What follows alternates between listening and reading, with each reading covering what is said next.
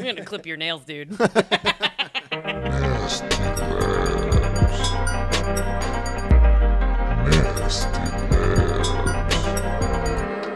Welcome to the Nasty Labs podcast, legally the best podcast. We're a podcast from Game Studio Chuhai Labs. We talk about games, game dev, Japan, and whatever else comes up. And as always, we're your hosts, Kinsey and Mark. So open yourself up at Chuhai and let's go. Kinsey Bird. I did it. So, new listeners, old listeners alike, Kinsey has a tough time with her awesome intro. She wrote that 50 some odd episodes ago, and she's always looked at the paper and looked at the screen and read it off. And I demanded that she not do that this time. You did fucking great. And I didn't mess it up at all. Not even once. Like, you didn't stumble, and you also because you wrote it to make it so it have some difficult points. It's like weird and long, and I don't know why I did it, but it's here now. Welcome to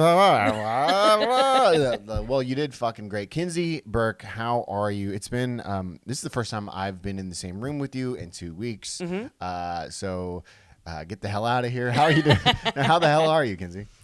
Doing fantastic. The weather in Kyoto was finally not 1,000,000 degrees, so it's been great. Right. Yeah. It's the weather is it's weird. The weather went from, it was like October 1st, boop, nice weather. Yep. Like immediately. Which I often complain about, you go to the beach and you go to like Suma Beach on September 1st, and on September 1st they close that fucking bitch.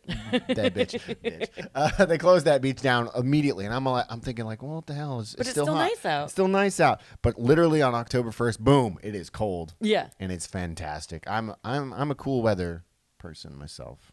Where do you?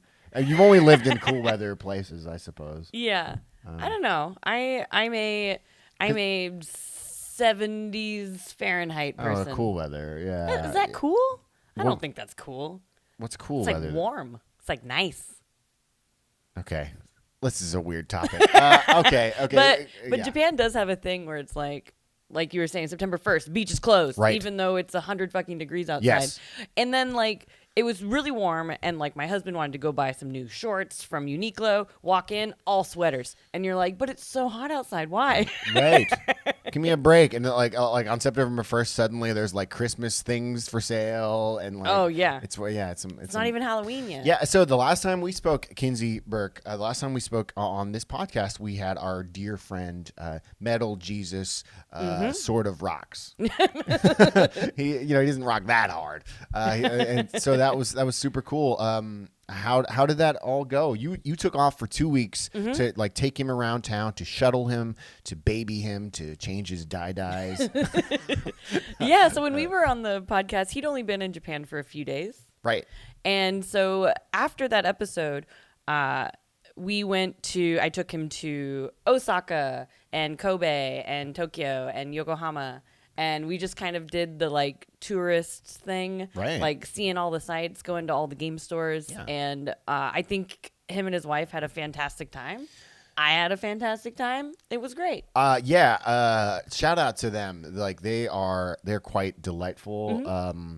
There's something super charming about. So he's like 6'5" or some shit. He's this gargantuan human. I did see him hit his head multiple times. Right. I felt bad, but also laughed. And his wife is like, maybe cracking 4.5 feet. You know, but she's the bastard of the two of them. You know, she's trouble for sure.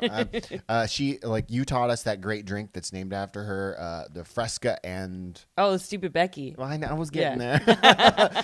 Fresca and what? What is in it? Fresca and vodka or something. It's something not great.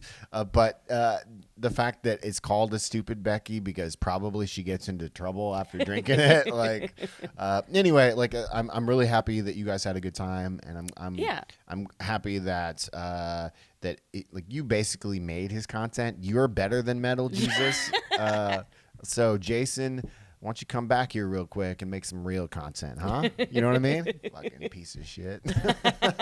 No, Jason is awesome. Yeah, it was so much fun. What a charmer, and I can't wait for that bastard to come back here. Yep. I made sure to take him to the the famous tourist metal bar in Tokyo. There you go. And he loved it. Right. So Deathmatch in Hell, of course. Okay.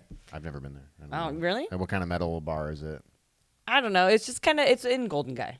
Oh, okay. So okay. yeah, you're like, oh, got it. Yeah. So they probably played like Van Halen or something like that, and he was like, "This place makes me comfortable." But they also like just had old horror movies on the Right, TV, of and I course. was like, I'll just watch this. And I feel like you every have time told me that you are a scary movie. You can't do scary movies. not scary, not like okay. So I love horror movies, but I like 80s B horror movies, You mean corny, like fun, yeah. campy movies, like more than, campy. right? Like you wouldn't watch Friday the 13th 4 Dream Warriors. Oh no, I've seen most of the Friday the 13th and so those I'm fine with. It's more the rings and the grudges of the world. Oh yeah. Well, those are different. Those are stupid. And by the way, I meant Nightmare on Elm Street. So no one corrects me real quick. Nightmare on Elm Street 4, Dream Warriors, fan-fucking-tastic movie. Everybody go watch it. Young Johnny Depp, and of course he dies because he plows. It's the rule. It's the best. I one. always get Nightmare on Elm Street and Friday the 13th mixed up in my head. Me Even too. though they're not the same, but I always get them confused. Okay, guy with a messed up face, guy with the mask, Yeah. guy with the knife, guy with knife fingers. Yeah. It's not a lot different. One of them, you die in dreams for some reason. The other, you don't. They're the same movie. And speaking of horror movies, Yeah. Okay. it's spooky season. Boo. And I'm very excited. I know last episode we talked about the Halloween Horror Nights Yes. at Universal. Yes. I went and I did the what is it called? Resident Evil. I did the Resident Evil experience. Biohazard, as is correctly Biohazard. known. No, And that was super fun. Right. I need to go back again to do the other stuff because when I went, nothing else was open for Halloween except for Resident Evil. But it was so fun.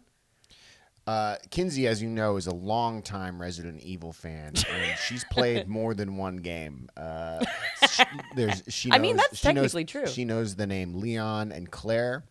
Those are the two routes you can do in the Of course, they the are. USJ thing. It's going to be Resident Evil 2 based, I assume, more or less, because that's the story people like. And it's got the big guy from who follows Code you. Veronica. Who follows you. Yeah, it has that guy, and that's cool. yeah, and there's some actors and stuff. So it's basically like a haunted house walkthrough thing, but at one point you get a gun, and it's pretty sweet. Oh, that's sweet. Blasting fools. Yeah. Well, so that sounds like you've been up to some no good, awesome shit. Kinsey Rourke. And that reminds me that you're going to say this. And we got a great show lined up for you. Starting up with What Up, where we talk about what we're playing. Then we're going to slide right into the main topic. And then, as always, it's going to be the news. And then we'll answer your questions from Discord. Stay tuned. Hey everyone, it's David Petrangelo, one of your hosts from Remember 64, the podcast that goes on the totally tubular journey through the Nintendo 64's library. Join us as we dive into classics from Nintendo, Rare, and into the early days of polygons and 3D worlds. Yes, we're covering it all from top of the charts down to the dingy basement and everything in between. We may even find a few hidden gems. Ooh, intriguing. Remember 64, only on the Tokyo Beat Network.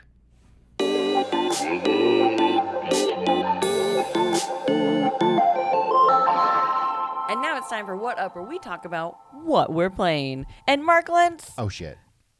you were sick last week. I was. And you know what being sick means? You play all the video games. Yeah. Okay, so I was sick, and I was the kind of sick where I was capable of playing a little bit. So I had my Nintendo Switch. I don't like playing on the TV. I don't like playing on a computer that much. But so I kind of went haywire a little bit. So I'm gonna name all the things I played, and I'm gonna. Not all of them are new, so I apologize in advance. But I played a lot, and then I played one new game that was pretty weird and pretty cool. First thing I did was I played Super Mario Advance, the Super Mario World game for the Game Boy Advance. Oh, yeah. Because that was the new release on the Nintendo Switch Online. I played that all the way through. I thought that would have some differences than the original game. It does not, except that it's slightly worse. Oh, good. Yeah. But I played it all the way through. I beat the damn thing, and I mean, it still was fun. But that's not what we're here to talk about today. I also played through F-Zero 99. Just dropped. Yeah. F-Zero 99. I don't know if you played Mario 99 or Tetris 99. I was obsessed with those. Yeah. I remember. I fucking love Mario 99. That game is awesome as shit. F-Zero 99 does not do it for me. I played about 5 hours, and I've never got the controls for F-Zero. I've always felt that like they don't connect with my brain. I don't know if you like F-Zero controls, but something about it is slidey, and I've never got the point. Yeah. So I stink at that game. That's why I don't like it. Next, and I'm powering through these because I want to get to the cool one. Next, I played Fall Guys on Switch. As people might know, we are huge Fall Guys fans. Huge. We've played in the office a lot. We've played with our Discord community a lot. Yeah, it's a fucking perfect game. Yeah. Fall Guys Switch is not a fucking perfect game. It is not good. There was lag. I never felt like I knew where I was going. The camera, it just goes all over the place. And I'm not here to drag on the game because like it's a simple game, but you need those little details. Yeah. Also, the frame rate felt like it was 15, like all the way through. It's not as liquidy. It's rough, yeah. Yeah, not like that amazing performance on PC. Okay, powering through it. Serious Sam Collection. I played a lot of games. Okay, that's also on the Switch. Not great. Okay, the end. I love shooting people. Man, this was not a pleasure. And finally, the actual meat of this is I played a new game called Blasphemous 2. Have you heard of Blasphemous at all? I have not. So I hadn't either. I just kind of, I'm sick, so I went on the Nintendo Switch store and went under new releases, and I saw this horrifying looking game called Blasphemous 2. And it's a new release, and it's a Metroidvania. I'm gonna guess it's a Souls-like. I've never played a Souls game. Oh, okay. So I don't know, but it's themed like medieval hell. I mean, it's a horrifying game. It's like it's pretty cool. Yeah. And maybe that's what Dark Souls is. I don't know. Sort of, yeah. Like it's not real medieval, and like everyone has like all the knights in it have these like terrifying looking masks, and every enemy you encounter has like this is probably where Souls comes in. They have a pattern that they do. Oh yeah. And all of your weapon choices have like an animation that you have to understand, like, oh, let me attack like this in order to do this. And I feel like I'm preaching to the choir over here of what a Souls-like is. I've never played one, so sorry. But maybe you would like probably a Souls game. Yeah. I'm not fully. I don't know how much I like this particular game, but I do. I like Metroidvania, so I give them more of a chance than I would a regular game. But like I'm a huge fan of fake Christianity, fake religion, like lore. I'm a huge fan of this, like, pray to the underlords, or the sorts of things. Like, man, we might like Dark Souls. Yeah. I like hell, dude. I like all that fucking mystical nonsense where it's like it's making fun of, but not of religion, somewhere in between. The game's called fucking Blasphemous. It knows what it is. It knows what it is. Like I can't tell if I'm the good guy or the bad guy. I don't know what I'm fucking doing. But like one of the cool elements of it is when you die, you go and you have to go pick up your, I don't know, your points or whatever the fuck. I don't know. Like where you die, is that where you leave all your crap? Yeah. Okay. Yeah. So even having never played a Dark Souls game or watched how they work, I basically knew this was what Dark Souls was. Like, oh right, you have to go get the thing. Yep. There's not a lot else to it besides like the animation style is fucking gorgeous. Is blood everywhere. I'm super into all these things. I'm not called to any like. I don't like Skyrim, and I don't like. That's the reason I've always avoided these games. I don't like medieval settings. Mm-hmm. So that's the one part of this game that's kind of like off-putting to me because like I don't care about those things, and it's nothing to do with them. People do like them; they're not good or bad. It's just it's not for me. Yeah. However, the gameplay is really great, and I love mushy brain sounds, and like I love just fucking gross stuff. Like, is it like pretty gory, like wet horror? Where, yeah, but it's not gross. Wet it's horror. Never gross. I mean, it's a little gross, but not as gross as I don't know. It's not gore porn or whatever. Mm-hmm. Like, however, super fun, and I definitely will finish it because it is Metroidvania. All of the bosses, the one thing that I really like, and maybe this is another Dark Souls thing, but every time a new enemy is introduced, you're gonna die.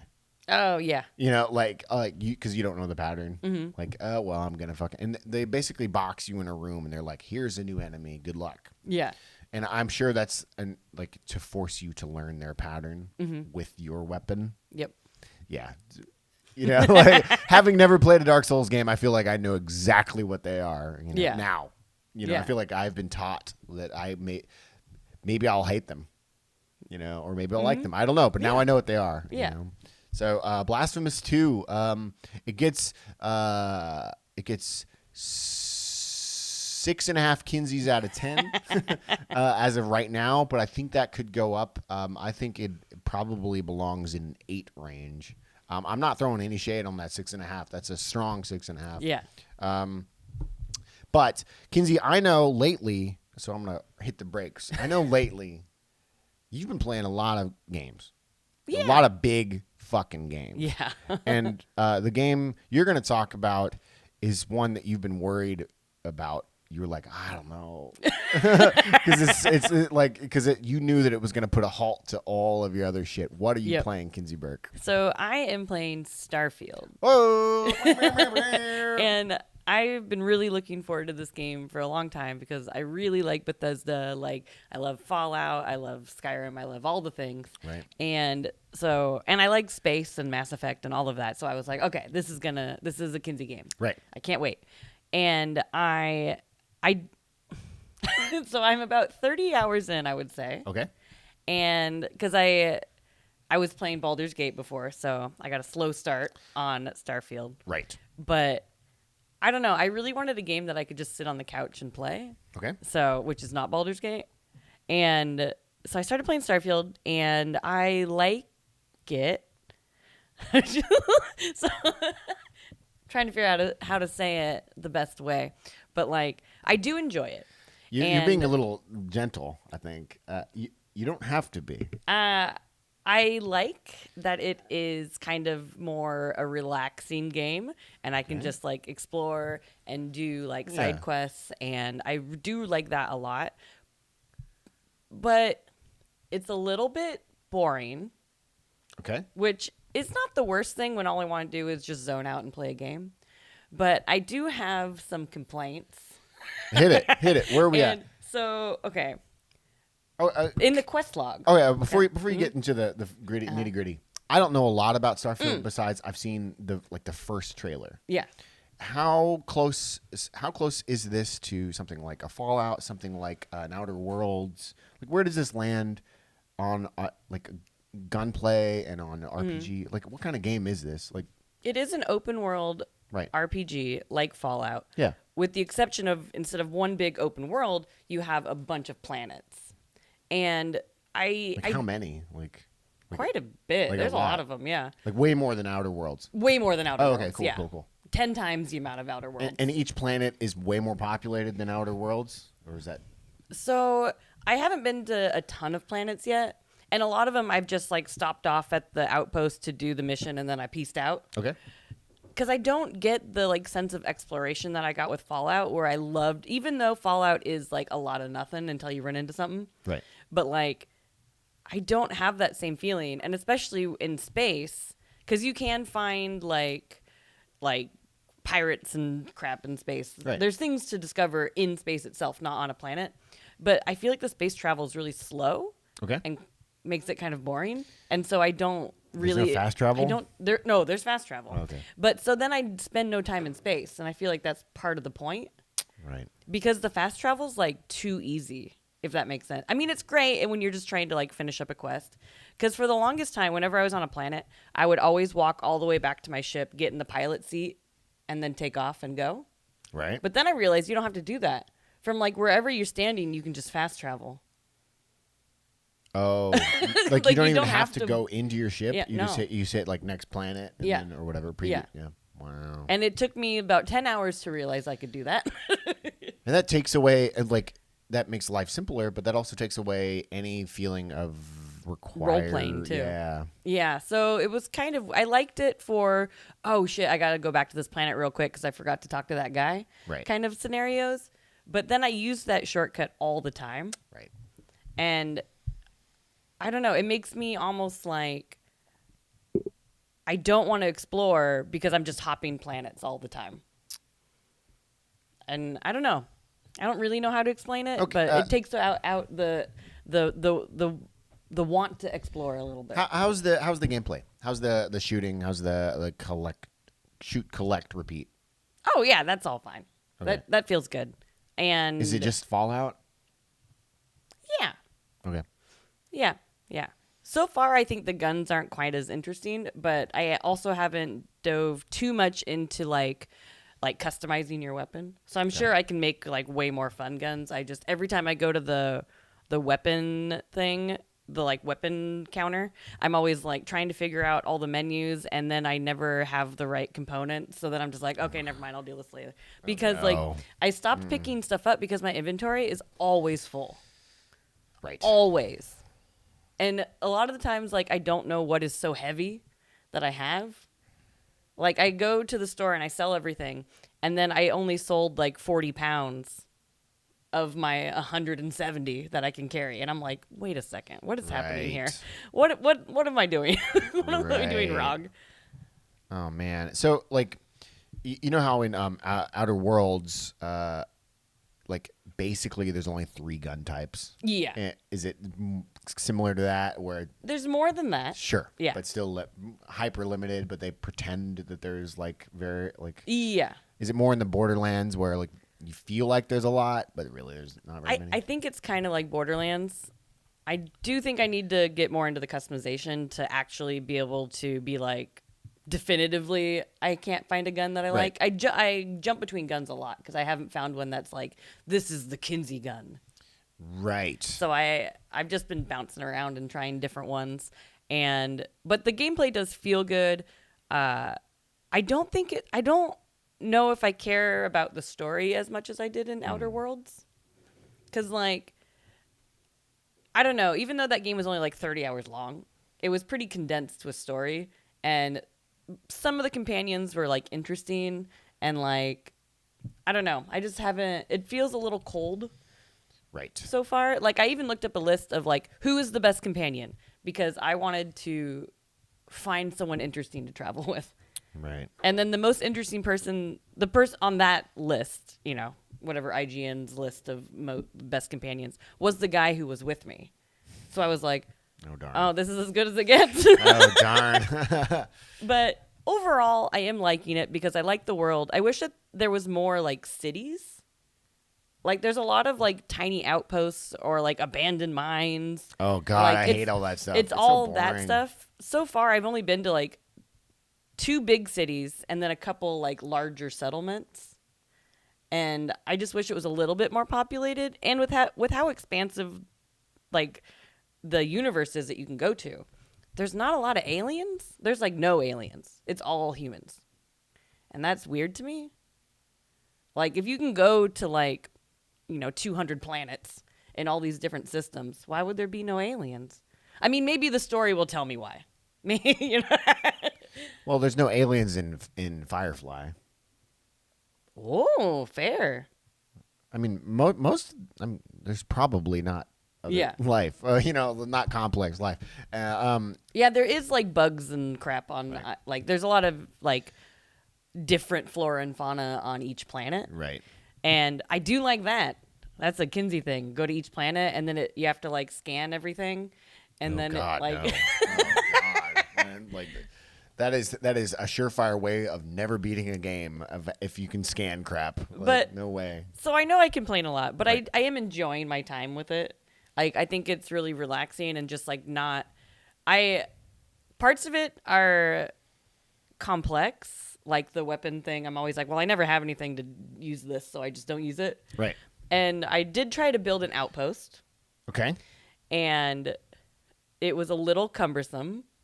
So much so You that can build stuff. Oh, yeah, I'm and then out. I tried to add on to my ship because I spent all my money. Okay, I saved up all my money, and I bought a new ship because I wanted to be able to have more crew on my ship. Right. And I got there, and then it didn't have a bed. What And does like, a crew do? well, that way there's just people on my ship that I can Right, talk right. to, so it's not so empty. Yeah. And like, I just wanted people on there. Like in Mass Effect, you always go back to your ship, and all your people are there, and you can go talk to them, and that's kind of how that progresses the story. Right. So that's kind of the atmosphere I was trying to build. Like Wolfenstein. Yeah. There's a bunch of people in there. Exactly. So I saved up my credits. I got a new ship, and then it didn't have beds in it, and I was like, but that's how I heal if I don't have I don't use up all my med kits just on my ship, so I just sleep in the bed. I had no beds. It's a video game. That's Yeah. what they're for. So then I was like, dang it, it has no beds. So then I was like, okay, I need to figure out this like ship customization thing. Right. And that was really cumbersome, and it might be a me problem, but both building ships and building outposts is like not super easy. Might be a me problem. But I think my biggest complaint Oh man. is Wow, this is not good. is the quest log. Okay. Okay, so there's a thing in Starfield where if you are walking around like an outpost or a town and you overhear someone be like, wow, I hear that Becky's looking for a job or whatever, then it goes into your activities log of things to follow up on. Oh my God. Just because you heard somebody say it. Oh my God. And so then I have this huge list under activities, which are just like either small errands or a place where a quest might start, things to follow up on. But in that activities log, when you scroll down it says like, talk to Trevor. And you're like, who the fuck's And Trevor? I'm like, who's Trevor? And then like when you highlight it, there's like the little box to the side that usually has the more detailed information like it does for missions and like faction quests. But it just says find Trevor or talk to Trevor. And I'm like, who's Trevor? What planet is Trevor on? Yeah. You can hit Y to like go look at it on the map, but then it takes you out of the quest log and into the star map. And I'm like, okay, no, all I want is to be on a planet and go to my activities and be like, who do I need to talk to on this planet? Yeah. Scroll through it and be like, okay, this guy's on Neon, this guy's on Neon. Sweet. I'm going to go talk to these people. And there's like not an easy way to do that. Yeah. And that's very frustrating to me. I'm frustrated for you. So I have a tough time with quest logs in all games. Mm-hmm. Like there's like very few that are like even Blasphemous I'm playing. I'm like, what the hell is this fucking quest? Yeah. Like, because they always feel like a checklist, but like in a weird way. So like when you say there's a quest problem, when you say that, because I feel like your tolerance is way higher than mine. If you say that, I think, oh God, this ain't it. Like I'm done before I even start. And I think that there is also a bug with the quest log. And so it's fun. It's a funny bug that doesn't really affect me too much. But when you when you go to the menu and you can pick quests, equipment, whatever, at the bottom, it says what quest you're currently doing. But mine never says what quest I'm currently doing. It's stuck on an old quest. Right. So every time I go to the menu, it's like shows that old quest that's I've done. But the quest is called Brownout. Ooh. So every single time I go, I'm gonna call that taking a shit now. I gotta go take a brown out. every time I go to my like main menu, no. it just says brown out at the bottom, and it said that that's like an early quest. Right. It said that for like 25 hours. All right. And it makes me giggle every time, even though I know it's a bug. It should say my active quest, but it doesn't. All right. So here we go. Starfield lightning round. You ready? Uh-huh. Graphics, good or bad? Pretty Bad, good. great. Pretty Okay, good. good. Yeah. Overall story is good, bad. That's it. It's okay so far. I can see. She's saying okay. Yeah. No, we're going good or bad. I see it could be going in a good direction. She didn't answer that at all. We have good or bad. Okay, good, bad, neutral. Good, bad, neutral. That's all you get. Go. Story. Good, bad, neutral. Neutral. Okay. Voice acting. Good, bad, neutral. Good. It's pretty good. Not all of it's good, but it's pretty good. Gunplay. Good, bad, neutral. Good. Sound design. Things can be neutral. It's fine. Neutral. Yeah, you don't. People, well, I know this isn't really sound design, but a lot of times when you walk into a room, a lot of NPCs talk at once. That's sound design. But so like you walk in, and then they're like, "Wow, good weather," but this other guy's like, "Wow, I really like this restaurant," and the other guy's like, "Wow, are you new here?" And you're like, "Jesus fuck! Like, why does everyone talk at the same time?" So I would lean that in the bad direction. Yeah, so that does drive me nuts. Right, that's bad. And like, I pull up to a planet, and it'll be the security, whatever, who's hailing me, will be like, "All right, you're ready to dock," but but then like as the person's talking to me who hailed me, my people decide now's a really good time for banter. Yeah. Got it. And so multiple people are talking to me, and that drives me nuts. Yeah, that's great. That's neat. Okay, and finally, overall experience, good, bad, neutral. If you even try to tell me this is good, I guess overall experience would be neutral. Neutral. You've played how many hours? 30. 30 hours. So as we know, Kinsey is not one to finish a game. Let's be point blank honest. Mm-hmm. Kinsey, are you gonna finish this game? Okay. No, this is yes or no this time. You gotta be. You've always said yes. You've always said yes, and it's always been no. Kinsey, will you finish this game? Yes. Because I just started mainlining the story. Okay. And like Because the game sucks. I read an article that was like, "Oh, it gets better after you finish the story," and I'm like, "God dang." After you finish the game. Yeah. That's the word. Like the movie's better after you watch it. What the fuck are you talking about? The game should be the game. And like as I've gone on in the story, I got like a power. So I was become like power hungry? So then no. Like I got like some new abilities that I was like, okay. wait, could this be going in sort of a fun direction where then I'm like overpowered in some way? So I think I started just mainlining the main story to get through it. Okay. We will see. We will see if Kinsey Burke finishes Starfield. I can't wait for the update in 2 weeks about how. I really am having a good time. I mean, you didn't say one good thing about the fucking game, like literally one good thing. You said neutral things, neutral to bad. All right, how many Kinseys out of 10 is it currently? If you say it's a 7, you don't know how numbers work. All right, go ahead. How many Kinseys out of 10? Be honest. My personal opinion, with how much fun I've had so far, Which is none, I guess. I would give it 5 Kinseys out of 10. Yeah. Oh, thank you for. That Kinsey is okay. Well, I'm glad you gave it the honest. Like that seems 5. Yeah, that's not good, but that's like room for growth, and that's room for. I see the positives, and I hope.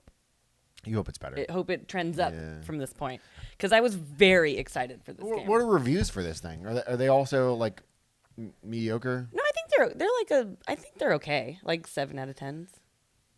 Right. That's why part of it I'm not sure if it's a me thing. Maybe I don't know. Well, the games media tends to give 7s when they mean 5s. Yeah. They skew. There's always skewed up a point, for sure. for the most part, until you hit the 9, where like 9's perfect. Yeah. But like that 7 zone is really tends to be a little lower. Yeah. But I'm really curious if any of our listeners are playing it. Is it a Kinsey problem? Yeah, dude, comment Or below. How do you feel about this? Will you tell us? Yeah, like tell her that she needs to play Fallout New Vegas and just over and over, because that's the perfect version of this game. I mean, yes, it is. It is. All right.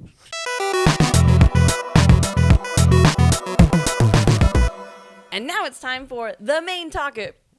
The main taco. Taco. The main taco. What is the main taco? Which is, of course, Tokyo Game Show. Taco Game Show. We went up to Tokyo Game Show, and it was wonderful. Mark Lentz, what did we do there? Oh, you see, all right. That's like the biggest question, too. Yeah. Well, tell us everything that happened in a very succinct manner. No, I won't do that. For those that don't know, and of course you do, you're all game developers. Like for those that don't know, though, Tokyo Game Show is the annual biggest event in all of Japan for games. It's E3 and I'd say E3 is the closest. E3 or Gamescom. Yeah, I would agree. This is not a fan thing, even though tons of people go. Tons of people. Just don't go on the public days. Right. So I guess Gamescom is probably the closest. It's Japan's Gamescom. It's got all of the big players from Japan. Specifically, you've got your Bandai's, you've got your Square Konami. Enix. All the brands with the glaring exception of Nintendo. Because they've got their own life, they don't need you anymore. Tokyo Game Show. So it's the mega event. It's in a place called Chiba, which is about 45 to an hour outside of the city, next to Disneyland. Sure. Yeah, but it's out of the way and very uncomfortable to get there because I guess that's the only space. Space is at a premium. So. We went up. This is your second time. Mm-hmm. This is like my 5th or 6th time. I used to not like it so much. Mm-hmm. My first time I was really excited because it's a trade show and it's a new one. Of course you're excited. And then I got the cynicism of going so much and being like, oh, it's not that special, because it's really not that special. Mm-hmm. It's not. However, this time I had a really good time. And it was exciting to see Japan really reopen its doors for kind of the first time since COVID. So that was like absolutely fucking great to see such a wide swath of international people outside of the mega monolith of the Konamis, and the event itself is populated by the big boys, and then it's populated by the Web3 stuff. Yeah. There's a whole section of the hall for that. I would say that a third or more is Web3 type, if not more. Yeah.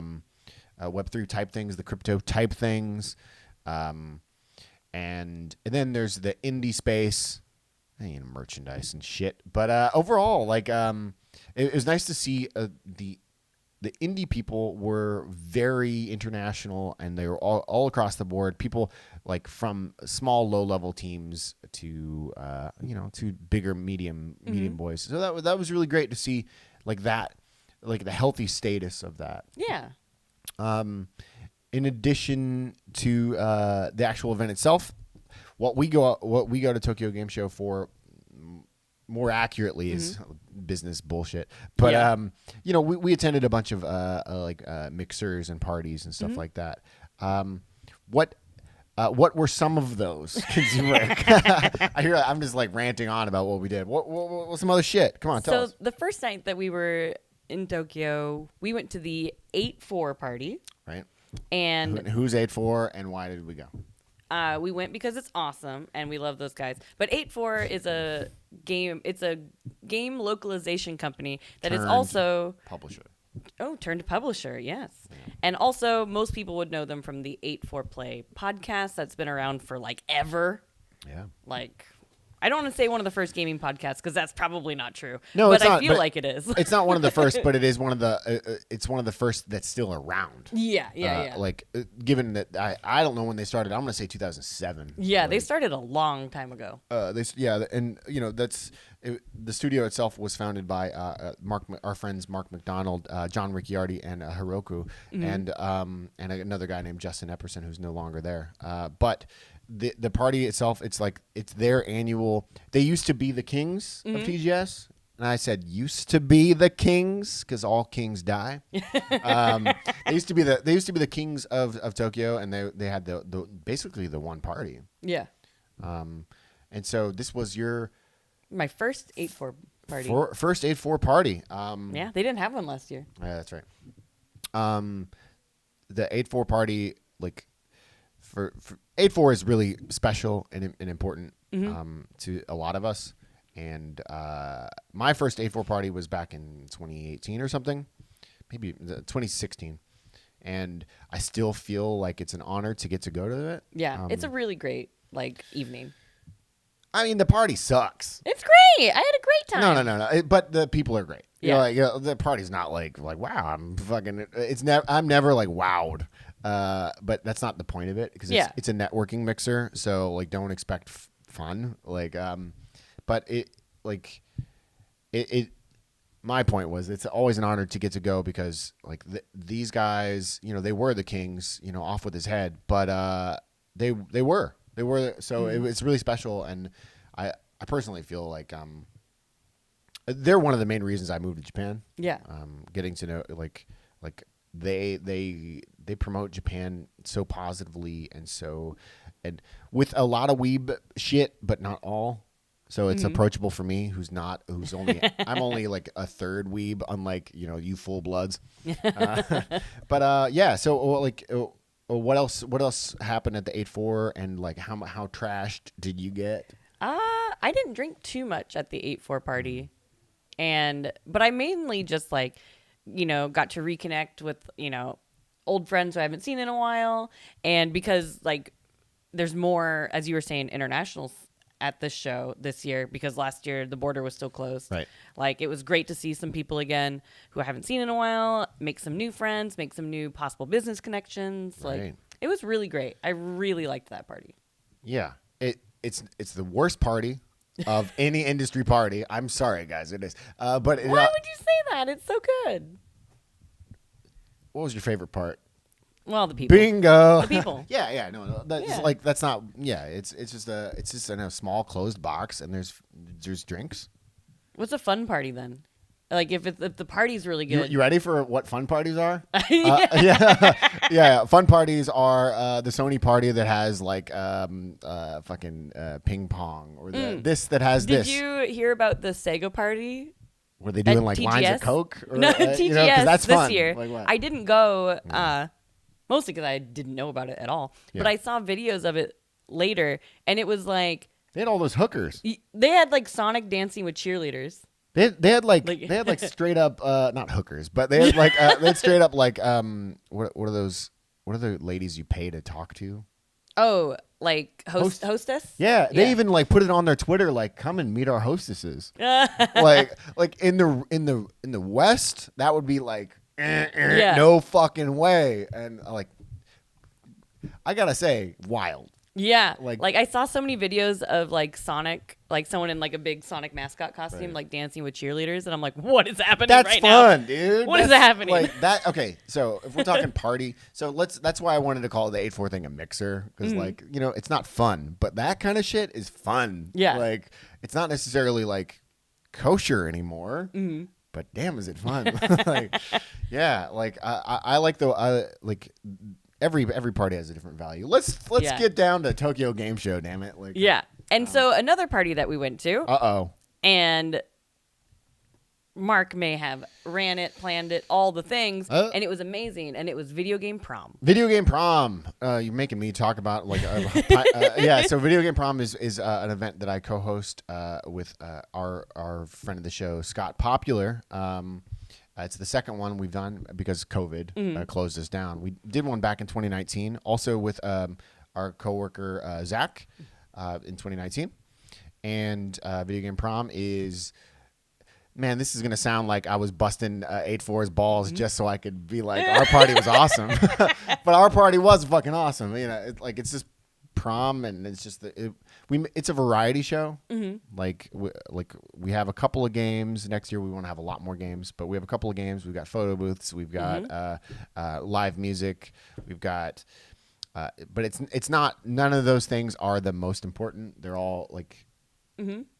We try to balance it out so it's not like you don't get annoyed at any one thing. Yeah. You know? And it's like a straight up prom because, like you said, you have the photo booth, so you have prom pictures, and there's a crowned king and queen at the end. Yeah. I know. And this year, we put out a call to people. You didn't do it, by the way. It pissed me the fuck off. I didn't see the email until way later. Yeah, so we put out a call where it's like you get to self-nominate yourself to become one of the royals, and we had one male do it, and obviously he got it. He got the crown. Unfortunately he couldn't show up to receive his crown like a dipshit.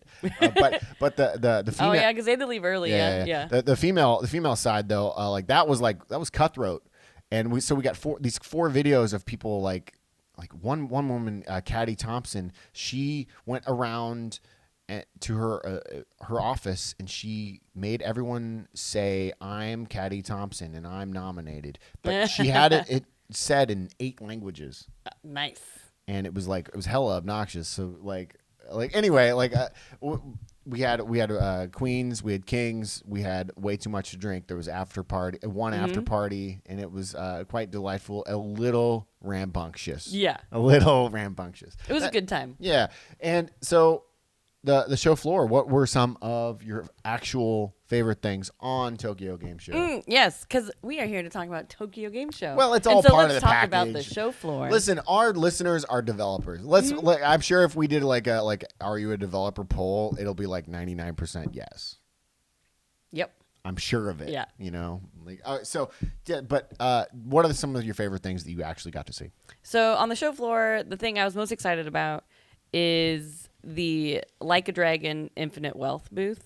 Okay. Because I absolutely loved Yakuza Like a Dragon. How was the game? And I didn't play it. Yeah. I'm not like a line person. So no. I stood behind somebody while they played it, who I didn't know. Sure. And it looks great. I cannot wait to play it.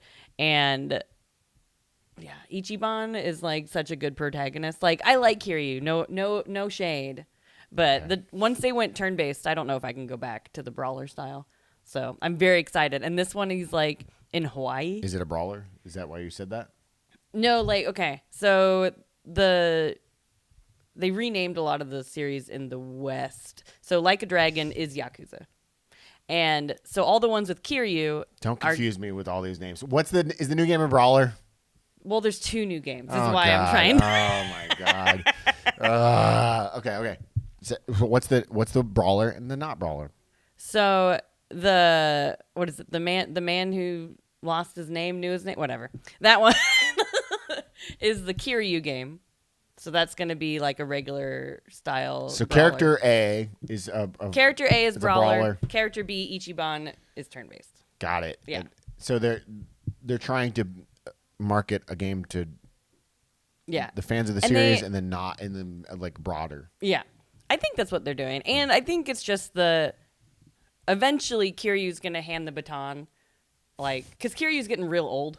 Right. He's getting really old. This fictional character. he's So, anyways, I was excited for the Like a Dragon booth. Yeah. And I was excited for seeing more for the Final Fantasy Rebirth. Oh, right. So got to see a bunch of that. Yeah. They had the big motorcycle, and I was very disappointed that we couldn't take pictures on it. Because the last time they had it, you could, at PAX, you could get on that bad boy. Yeah, you couldn't get on it. No, that's lame as hell. Right? That was a good moment for me when we saw that, because right when we did it, someone walks up and said to you, "Hey, Kimsley."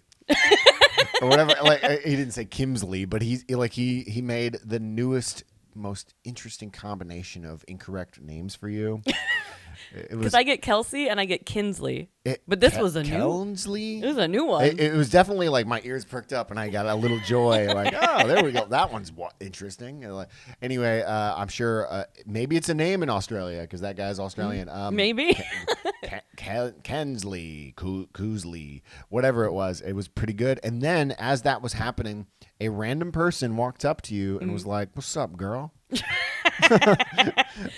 You got a little fan photo. Mm-hmm.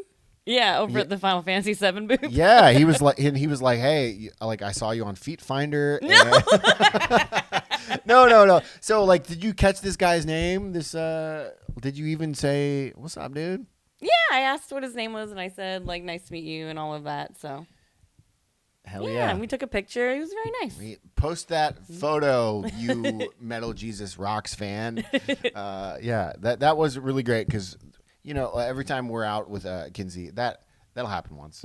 Yeah. It will. Yeah, some weird looking dude who's sweating like profusely, like, "Hey, you're the feet." Yeah. No. So speaking of sweating profusely, Yeah. The main hall this year at TGS was like the hottest show floor I've ever been on. Yeah. Everyone was sweaty. Yeah, it was pretty sweaty. It was a great adventure. It's so fun, especially for the day after video game prom to go in a very hot room. Yeah. But I did want to say for the Final Fantasy VII stuff. No, you don't. I don't know why. I still think it's very funny when the way they show Red 13 riding a chocobo. It's very funny. And I really like it. Oh, because it's like a dog riding a horse? Yeah. Yeah. And he's like, his back's all curved weird, like sitting like a person, sort of. God, it's real good. Yeah. Neat. When does that game come out? I don't even know. I have absolutely no idea. What was your favorite things on the show floor? I don't know. That's a bullshit question from somebody like me. Okay.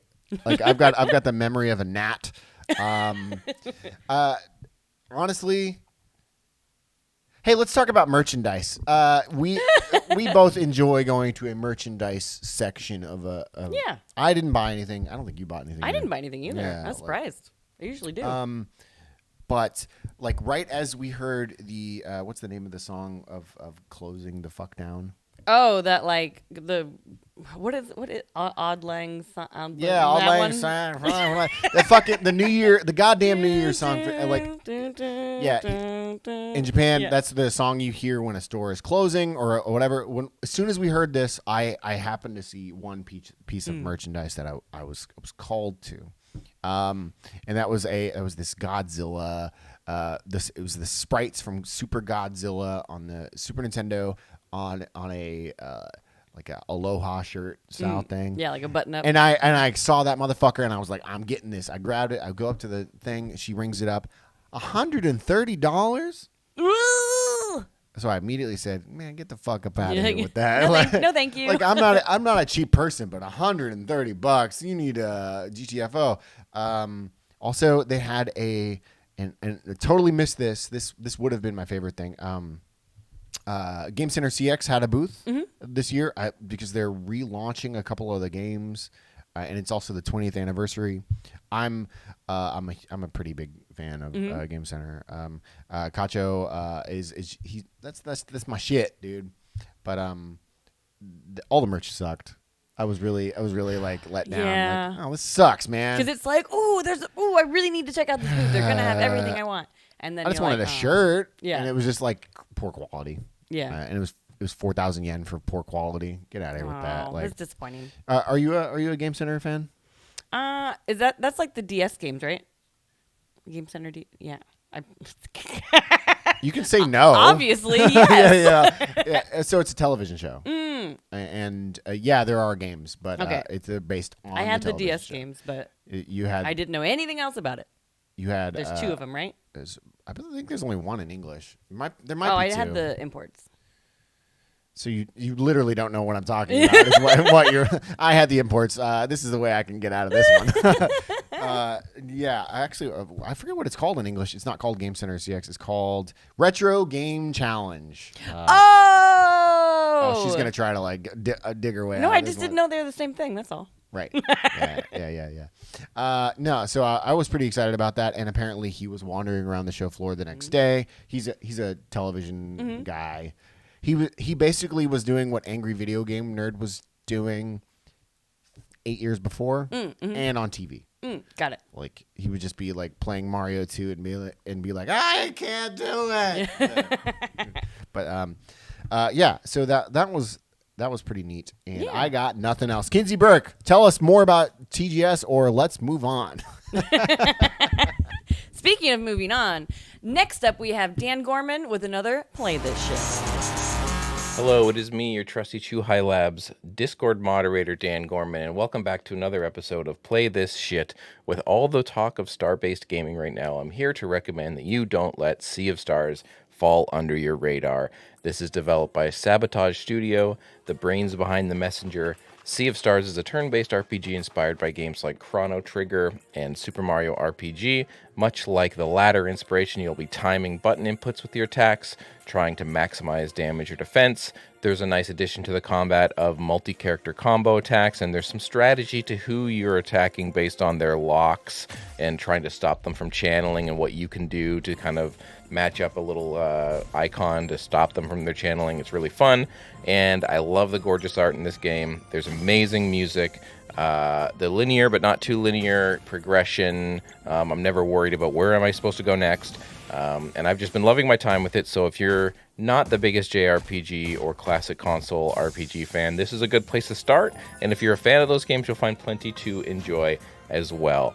So check out Sea of Stars by Sabotage Studio. It's on Switch. It's on PS5. It's on PS4. It's on Xbox One. It's on the Series X. It's on X. It's on S. It's on Windows. It's on Game Pass. You can get it on the PlayStation subscription thing. It's literally everywhere you can find it. So go buy it. Go play it however you can.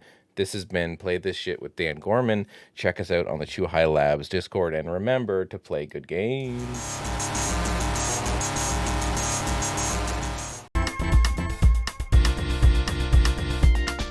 And now it's time for the news. And we're going to talk a little bit more about TGS because there was a lot of announcements. So I'm going to rapid fire a few of these. Let's do it. All right. So Swery, friend of the show, and Suda's Hotel Barcelona was announced with the trailer. Fallout 76 is now getting a new location, Atlantic City. So maybe Fallout New Vegas vibes. We'll see. Actually, we won't see because I don't play Fallout 76. And Forza is getting a new track based on Hakone, Japan. And a bunch of titles were announced for Game Pass, like a Dragon Ishin, Mineko's Night Market, Persona Tactics, Phoenix Wright Ace Attorney Trilogy, and even the new Like a Dragon Gaiden, The Man Who Erased His Name. The Man Who Erased His Name. Yeah, that's the one I couldn't think of 5 minutes ago. Oh, yeah. Okay. I'm like the man with a something name. That's pretty cool. I guess that's like a Ennio Morricone kind of like the men with no name. Yeah. I like that. I like that name a lot. The Man Who Erased His Name. That's cool. Yeah, so that's going to be the new Like a Dragon starring Kiryu. Any of that news particularly interesting to you? I did want to check out Mineki's Night Market, so it's coming to Game Pass, so it's even easier for me to check out. Right. So I can do that. A bunch of the Yakuza games coming to Game Pass is always a good thing for me. So, and of course, excited for Hotel Barcelona because Swery, friend of the show. Because Swery, friend of the show. Because She Swery, friend of the really show. just wanted to say friend of the show. I love He's never saying been friend on of the the show. However, he has been to the studio, and he made that funny video where he says, I love True High Labs. I love it. I love it. Yeah. And some booze behind us somewhere. This is like all from him. Some hidden away because we keep the Swery bottles because we like him quite a bit. And he also sent us a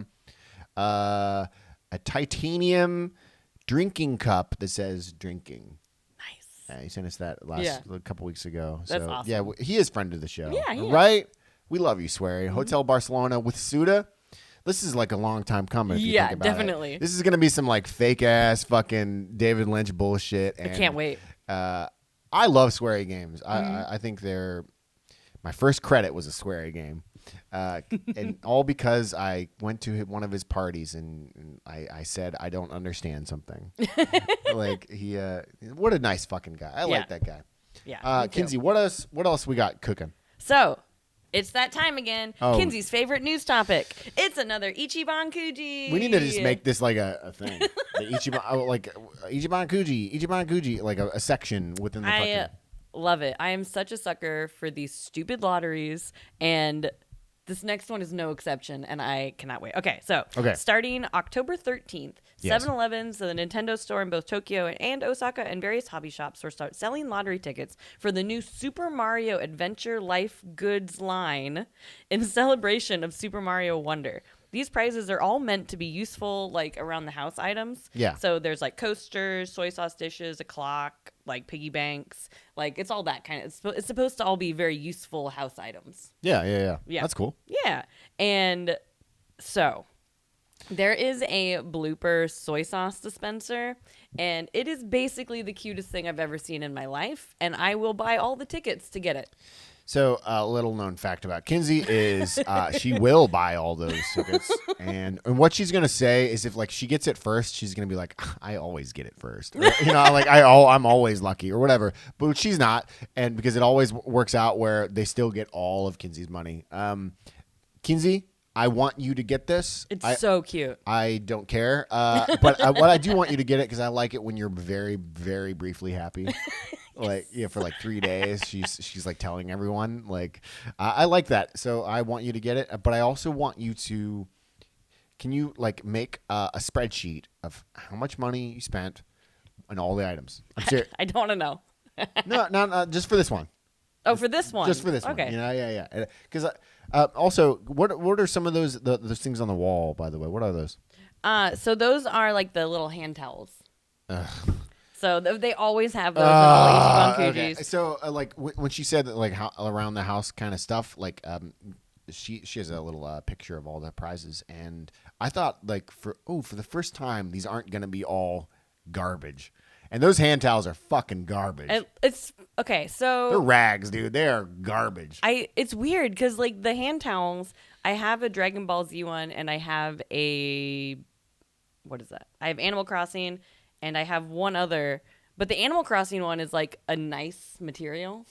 The other two I have are like the worst. Like it's like a napkin, and I'm like, come on, guys. Yeah, it's like if one time use. Yeah, like and the one side is printed and it's really scratchy. Yeah. And like So I'm hoping that since this is also Nintendo, maybe it'll be of the Animal Crossing level. We'll see, because that was actually a nice towel. I've bought some of the Nintendo ones that suck shit. Like Yeah. so I don't know. I think that the high value items are always nice, and everything below that is just garbage. In this case, yeah, I really like there's coasters, and the coasters are really nice because they look like the more like rubber silicone style. So I want those. They make so much money from this crap. yeah. Like, There's like a chopstick rest that's really cute. How much does it cost? 700 yen per ticket. oh, So $5. man, I'd rather spend $9 and make sure I get the thing. There's little one of the really low prizes is like a cord keeper. And those are super handy. So I guess if I get the lowest one, as long as it's not a million hand towels again, I'll be fine. The cord keeper, is that the thing I can go to the 100 yen shop and buy like 1,000 little cord Velcro one? keepers Yeah. for 100 yeah, yen? but this one has Boo on it. Yeah. I know you like it. So you're gonna get the blooper, which I learned is a squid. It is a squid. So that's the one you're after. Are Yep. you targeting any other when your sights? I want the blooper soy sauce dispenser and the blooper soy sauce dish. Okay. So I feel like they're a pair, even though they're not a pair. So I want both. I would love the coasters, and it's weird. Like one of the bigger prizes, there's the clock that does like Super Mario sound effects on the hour. Yeah. Which is kind of cool. But I got the Zelda clock, and that is a cheap clock. So I don't need the clock this time. But also there's like a piggy bank. Right. And every time you put like a coin in, it goes like a pipe. Why would it not do the coin sound instead? You know what I mean? Well, it is a pipe, though. Man, Maybe shut it up. does the coin sound. Yeah, no, but It does a sound. Okay, yeah. But That's cute. I'm excited. October 13th. Hopefully this isn't like the Zelda one where like everything was sold out the first day. It will be. It will be. So we'll see. Maybe I'll do my best. Yeah, update us when October when? 13th. That's coming up fast. Good luck. Gotta save my yennies. Yeah, like good luck on your poor wallet. Please update us on how much you're going to be spending. Okay. I will. All right. And next up, we have Call Me Up, where we answer your questions from Discord. If you ever want to ask us a question, head on over to our Discord, scroll down to Call Me Up, and ask the question there. Or don't. Yeah. So, How often do we get questions? We get at least a question for every episode. Do it more often, you fucking piece of shit. No. Yeah. So tell us. So what do we got today? First question is from Squidpo Quo, and what are your thoughts on the Unity debacle? Do you think the pricing announcement might affect future game development out of Chuhai Labs in terms of what engine you used? Curse to Golf is made in Unity, right? Okay. This is a good question, and there is no right answer. Yeah. For those that don't know, Unity recently announced, and I'm sure you all know because they're all game developers. For those that don't know, Unity recently announced that they're basically rechanging their pricing structure and making game development ultimately more expensive. Yeah. Unity before had a pricing structure where using it is free, getting a seat is free. It's like how you export it. That's where you start to see fees. And basically, it's always the legacy of this thing has always been get it in the hands of developers, make it as free as possible in order to make money in the back end. Yeah. So now they've basically changed it where they want points all along the way. They want basically any export, any they want to nickel and dime you. Like any installation. Yeah, any installation at all. They're looking at like 20 cents. And when you're a game developer like any game developer, you need a shitload of installations. Yeah. And this will add up really fast for small teams. So this is where my my heartless, cold sentiment comes in. They're a company, and nobody does shit for free. They have thousands of employees, and they're also owned by mega monolith investment firms. They literally don't care about Curse to Golf. They don't. Because there are like I want to say there's like been 1 million games released. Yeah. Why on earth would they care? Yeah. Which is really too bad since it started as a easy access thing. It didn't, that's where we need to clear it up. It started as a company. It was always a company. Well, it never started with like the intent was never let's get more people to do this as a for free. The intent was always let's get the most people to use it. And now that people are locked in our ecosystem, that's always we can what the do intent the things. is. That's the intent of Twitter. That's the intent of get as many people in first, then start charging. Very similar to the whole Twitter. It's every company. Every company's goal is what's the word when you loss leader. Yeah. Get people in with the cheap shit, charge them on the way out. They did a lot of take backsies already, though, right? Of course, because it looked pretty ugly. Yeah, it did. And they're going to keep doing take backsies, as you put it. They're not going to go all the way back. I think they were testing the waters. They were 100% testing the waters to be like, how bad is the backlash gonna be? Yeah, they knew this would not go over. Right. I'm sure hundreds of PR people along the way were basically evaluating what do you lose and what do you gain by doing this. Yeah. To come at this and say they didn't know what they were thinking, they fucking did. Yeah, it's kind of it's sort of like Netflix too, where it's get everyone big into Netflix and then be like, oh, password sharing is a really big problem. We're really suffering as a company. But people are so stuck in that watching Netflix that of course they're going to pay for it. It's part of their life now. So and that's Netflix is a perfect example. They were a loss leader for 15 years. Yeah. They didn't make money. Yeah. Because they were waiting for the moment of now we have to make money. Yeah. Because they're all these companies, these mega companies, they're worth the investment firms that own Unity. They're worth almost $1 trillion. Do you really think they're let's not nickel and dime people? They're no, let's squeeze them. Let's take them to the. But that doesn't mean we're not going to use the tool. They know that. And I'm not trying to be cynical, even though I should be, but it's still a good tool, and we're so many of our teammates are fluent in it, and it is a good tool at the end of the day. And I think that we'll have to see what happens in the future. Like Yeah. there are things like Godot or like Godot that are open source. Maybe we could try that in the future. Like, yeah. Like any game that's like in development, and like a lot of like studios are right in the middle of developing on Unity, so they're not going to switch now. Oh, that would be crazy. Which would be crazy. Yeah, That'd be like starting over. The risk is too high. Yeah. But it might influence people's decision for the next thing. Yeah, and I think ultimately it's probably for the better. Like because there are alternatives, and we shouldn't be all no company should be like entrenched in a single piece of software that could at this moment Yeah. be a rug pull. Putting all your eggs in one basket. Yeah, I almost couldn't remember the line. Yeah, like like to use that crypto, it's the rug pull of like, and we changed our minds. Yeah, it's. I think ultimately it's like I'm seeing the positive spin. Like this could give something like Godot or like even Game Maker. Like Game Maker could see a resurgence. It could, man. Yeah. It could, because it's not just cheaper, but like if you pay the license one time and you're done. Like, bro, like. This could be fantastic, and I genuinely think it could be better for the industry that this happened. So. Diversify your engines a little bit. Yeah, absolutely, and I think some developers will go back to making their own engines, like because they could see, oh shit, somebody else owns this, like they own our game ultimately, like. So I think it's good for it. So thanks for asking that, and. I'm not as cynical as everybody on this. Everybody's like, fuck Unity. I'm like, like, it was bound to happen. Like, so yeah.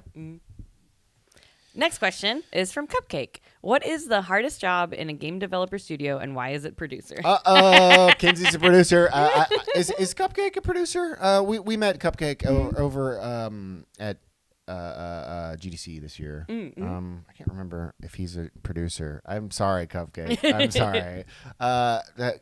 Cupcake's making a really cool game that everyone should play called it's the Queen. It's the Queen Fighter game. But why is it producer, Kinsey Berg? That's a good question. I was trying to actually think of what the actual answer is as well. And it really kind of depends on the game. It depends on the studio. Producer can be a challenging role, especially the bigger the team, the more management that's involved in that. Because it's kind of like herding cats at some points. Okay. And but also speaking of like Unity and stuff, I was like, oh man, PR is the hardest job. Well, okay, depends on the thing. No, it's producer. Yeah, it is producer. Because producer is not your like. You're not the friend of the developer, like. Yeah, you're always the one who has to deliver the bad news. Well, no, it's not. No, it's not just. You're also the one you have to put out the fires, and like when you're managing some people, like sometimes they don't get along, and the producer they'll come to daddy producer and be like, "What the fuck is going on?" And the producer's like, "Oh, god damn it, like, you fucking little babies." Producer's conflict resolution, it's project management, it's like all the things. Built into one. And like the producer is like they do so much with so little credit, because a programmer, he puts it together, sound designer, you hear his work, an artist, you see his work. Producer is it's a tough one, man. And like, dude, people management is really difficult. All it takes is one little turd burglar to and that, like, they'll blame you for life. Yeah. like I have a couple of producers that I've worked with in the past that I still hold grudges against, and because they mishandled one moment, and that's all it takes. Yeah. It's really easy to lose trust. And it's so fucking hard to build it. Oh, it's so hard to get it back. And a lot of producers, they prioritize being liked over shipping a fucking product, and that is also tough because you don't want to be not liked. Yeah. You don't want it is producer, dude. Of course it's producer. Think about a producer on a movie. That's the guy who has to go to the director and be like, "You can't have 9 explosions, bro." Right. But I want 9 explosions. Yeah.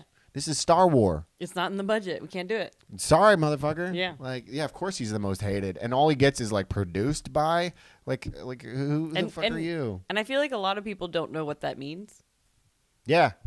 Like whenever I talk to people who aren't in the games industry and they're like, oh, what do you do for work? And I'm like, oh, I'm a video game producer. They're like, what does that mean? Because I think it's the idea that that's the person who funds it is still attached to it sometimes, like the money. Hold on. In movies, they don't fund it. No, they don't. But a lot of people find the funding. Yeah, but a lot of people think that. That's the executive who producer. like aren't in the sphere, yeah. Like a lot of people think that. And That's then true. usually I'm like, well, it's more like a project manager, I guess, if you Sure. want to say it that way. Yeah. Yeah, I guess each company is different. A lot of producers are project managers. A Yeah. lot of them are people managers. A lot of them are, like you said, conflict resolution. Yeah, it's a tough one, man. There's there's no codified rule set. Yeah. Like even Every yeah. project is different. every project, because they're not always leaders, but they are management. Yeah. I feel like it's one of those weird, like, nebulous roles that is different at every company. So even if you have experience being a producer, if you go to a new company, sometimes it's like, wait, what? Though I think a good producer does translate. Like Yeah. basically a good people manager can do any of them. Yeah. Because ultimately that is what it's about. It's corralling folks to have the same vision. Yeah, corralling people and corralling the budget. Yeah, it's the hardest, bro. It's the fucking hardest. Yep. Next question. Next question is from Discord Dan. Discord Dan. Hell yeah. Oh no. Are you a game finisher? Do you push through and finish or collect everything? Or do you get to the credits and leave it at that? If you hit a wall on a game, do you like circling back later? Or do you chalk it up to fate and that it wasn't meant to be? This is relating to you very strongly. Kinsey, are you a game finisher? So I feel like I used to be. No, I think you want to be. And like, I do like the like smaller games that I'll finish, like the ones that are, 10 hours or less. Yeah. Those I do try to finish and do like all the things. Like in a short hike, it's like a 3-hour game. Okay. And I caught every single fish to fill up my little fish like diary. Okay. I did everything.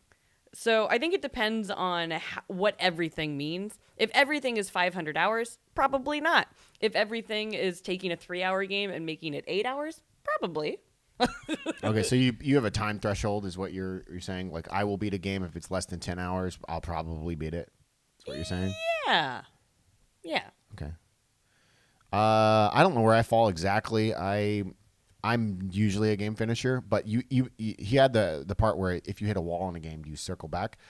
If I hit a wall, no, it's done. Yeah, I We're usually will say I'll circle back on it, and then I 100% never will. Right. So I don't even say it. I'm like, nah, we're good. Like, I used to say it. Yeah. And now, because then I'll reboot the game and be like, ugh. The last game I did that on was Castlevania Dawn of Sorrow or whatever. And at some point I got lost. I'm like, oh, well, this will take me hours to figure out. Well, nope. I'm done. We're good here. Although I will say, I've definitely, the one time I can remember where I hit a wall and I quit playing was in The Witcher 2. There's a part in the beginning that I was very frustrated by, and I was like, no, fuck it, I'm not gonna play this series. Yeah. And then 3 years later, it came out on the Xbox 360, and I was like, okay, I'm gonna try it again. Right. It was the rekindled or remastered version or whatever. And I was like, okay, I'm going to try it again. And I tried it again. And now The Witcher is one of my favorite series. Well, that happens. I mean, Yeah. but that's the exception, not the rule. Yeah, definitely. Because I've definitely circled back to a couple of games and been like, oh, okay. The Witcher 2 originally had the worst tutorial of any game I've ever played. Okay. Oh, so you're saying that because they had some improvements that actually helped a lot too. Helped a little bit. You just still have to push through it, but it does help. The 360 remake is way more playable. Got it. Well, yeah. So you're not a game finisher. I am, but we both struggle with if you hit the fucking wall, we're done for. Yeah, usually. Yeah. Mm-hmm. I have a sneaking suspicion, so I'm playing Blasphemous. I have a sneaking suspicion I might have hit the wall. Mm-hmm. I want to beat the game. Yeah. But I have a sneaking suspicion that because I'm lost. Yeah. So, yeah. That's a very good question. Yeah, Thanks, good Dan. question. Nasty Labs.